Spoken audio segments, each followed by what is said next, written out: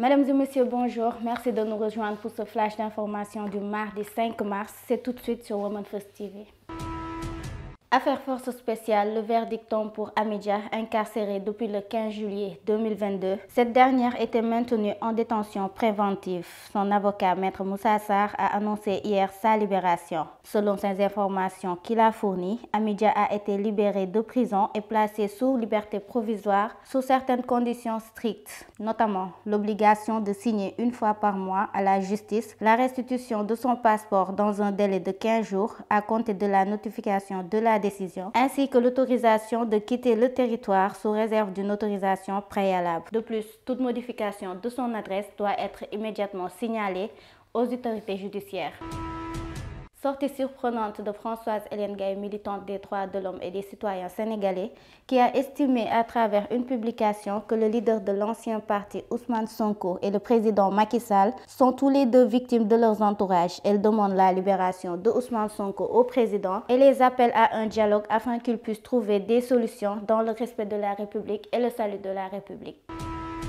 La responsable au sein de l'ancien parti Pastef, Khadija Mayekor Diouf, maire de la commune de Golfe Sud, a envoyé un message fort suite à son retour au Sénégal après des mois d'absence. Elle a tenu à renouveler sa loyauté envers son leader, le président Ousmane Sonko. Sa détermination envers le combat de Pastef, les patriotes et leur quête de la souveraineté demeure inébranlable.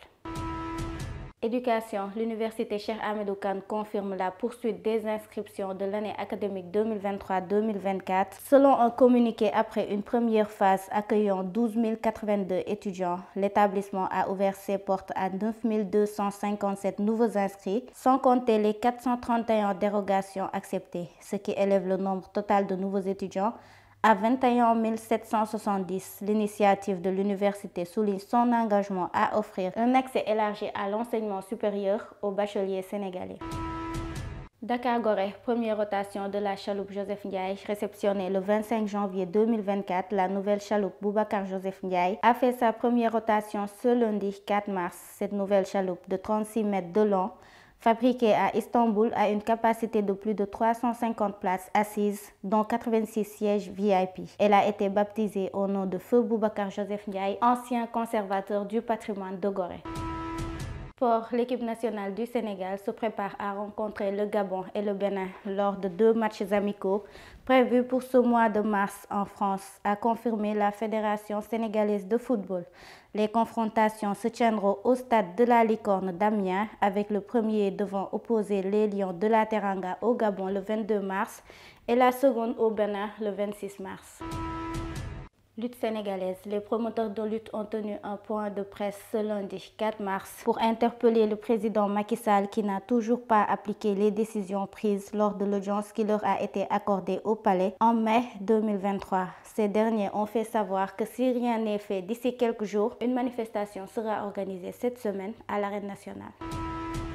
Nous démarrons la page internationale avec la France qui devient le premier pays au monde à inscrire explicitement l'avortement dans sa constitution. Après que son Parlement ait approuvé ce lundi 4 mars 2024 l'inscription de l'interruption de grossesse dans sa constitution. Égypte, la première chambre antiterroriste de la Cour suprême de sûreté de l'État a prononcé la peine de mort contre le guide des frères musulmans Mohamed Badi et 7 autres personnes, dont le guide intérimaire Mahmoud Ezzat, Mohamed El Begati et Safwat Egazi dans l'affaire connue dans les médias sous le nom de événement 2000Z selon les journaux locaux. C'est la page internationale qui met fin à ce flash d'information. Merci d'avoir suivi et bonne suite de programme sur Women First TV.